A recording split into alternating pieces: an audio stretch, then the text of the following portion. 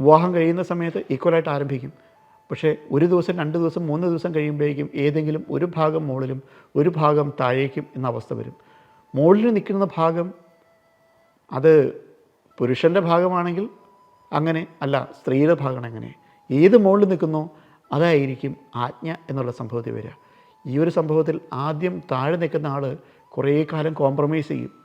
Compromise ചെയ്യുമ്പോൾ ഈ പറഞ്ഞ പോലെ സാരമില്ല കേൾക്കാം, പക്ഷേ ഉള്ളിൽ ഇതെന്താ എല്ലാ ദിവസവും ആദ്യത്തെ കുറച്ച് ദിവസം കഴിയുമ്പോൾ മാറുമെന്ന് വിചാരിക്കും.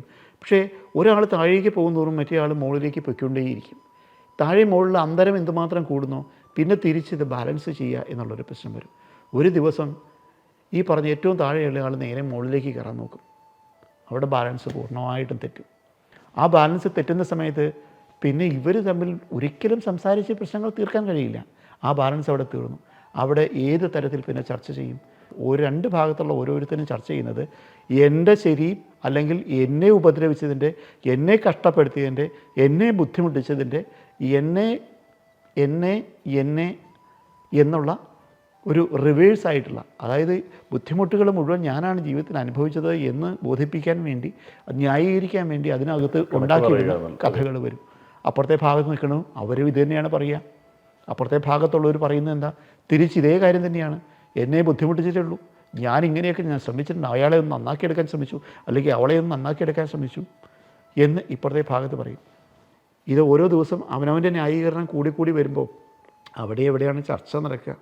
കോൺഫറൻസ് ടേബിൾ എപ്പോഴും ഒരേ പാകത്തിന് ഇരിക്കാനുള്ള സൗകര്യത്തിലാണ് കോൺഫറൻസ് ടേബിൾ ഉണ്ടാക്കുക.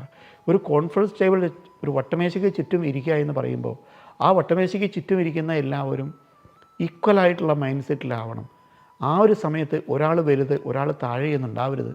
ഒരേ മനസ്സിൽ ഒരേ ചിന്തയിൽ ഒരു വിഷയത്തെപ്പറ്റി ചർച്ച ചെയ്യുമ്പോൾ മാത്രമേ നമുക്ക് ചർച്ച എന്നത് അവിടെ പ്രായോഗികമാവുള്ളൂ, അവിടെ ഒരു സൊല്യൂഷൻ ഉണ്ടാവുള്ളൂ. വട്ടമേശയ്ക്ക് ഇരുന്ന് ഒരു മോഡറേറ്റർ, ആ കൗൺസിലർ ഒരു മോഡറേറ്ററായി ഇരുന്ന് നമ്മുടെ രണ്ടുപേരുടെയും പ്രശ്നങ്ങൾ മനസ്സിലാക്കി ആ പ്രശ്നത്തിന് പരിഹാരം കണ്ടിട്ട് പോവുകയാണെങ്കിൽ ഒരുപക്ഷെ അവിടെ വിജയിച്ചേക്കാം. അപ്പോൾ ചർച്ചകൾ എപ്പോഴും പ്രശ്നങ്ങൾക്ക് നല്ലതാണ്. പക്ഷേ അത് ആരതിന് ലീഡർഷിപ്പ് എടുക്കണം, ആരെക്കൊണ്ട് വിചാരിച്ചാൽ നടക്കും എന്ന് അണ്ടർസ്റ്റാൻഡ് ചെയ്യാനുള്ള ഒരു കാര്യങ്ങൾ നടത്തിയാൽ മാത്രമേ നമ്മുടെ കുടുംബ പ്രശ്നങ്ങൾക്ക്, അത് കുട്ടികളുമായിട്ടുള്ള പ്രശ്നമായിക്കോട്ടെ, ഫാമിലി ആയിട്ടുള്ള പ്രശ്നമായിക്കോട്ടെ, അത് മാറ്റണമെങ്കിൽ ആ ഒരു സാഹചര്യവും കാലവും അനുസരിച്ചിട്ടുള്ള ചർച്ചകളിലേക്ക് അതിനുള്ള ആവശ്യമുള്ള ആളുകളിലേക്ക് എത്തിച്ചുകൊണ്ട് ചെയ്യാൻ ശ്രമിക്കുക. അപ്പോൾ തീർച്ചയായിട്ടും അത് വിജയിക്കാൻ വഴിയുണ്ട്.